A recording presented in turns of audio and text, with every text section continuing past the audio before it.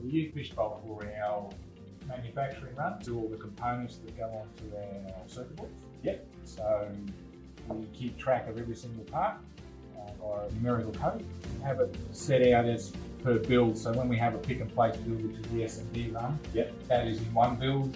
Then that we know how many we built, then deducts all of the components out of what we've got on the shelf. Yep. And it also makes us sure that when we've got to do a build of 500 boards, I know that we're missing 200 of X components. That's something we used to struggle before we used the Fishbowl. We used to have a lot of spreadsheets, didn't update it, and quite manual and labour intensive. Now we're using Fishbowl and stuff. Probably twice a year we do check all our components. Because they're so small, sometimes you can use more than what you realise. We do check them, or if we run them down to zero, we'll then cycle it out. So we know we might have miscounted something. Sometimes you end up with parts that don't end up going on the board because of the bent lead. It rejects it. We don't have those exact numbers, so we kind of adjust them. Barcodes for when the final product is done. So we scan all the products when they're completed. Yep. As a product, and that's the same serial number that is on the product.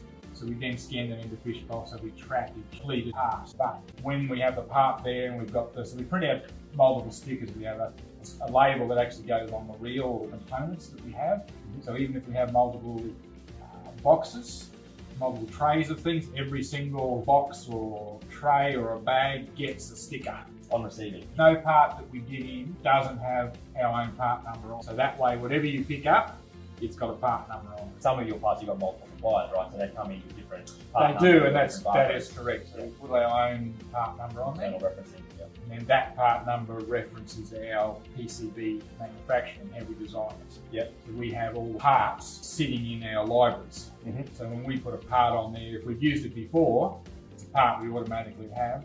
We then have a bit of a script which we can then update the BOM in Fishbowl. It's got every part that we will use for that board. Okay, so it's very, very good. We don't have to manually change and enter.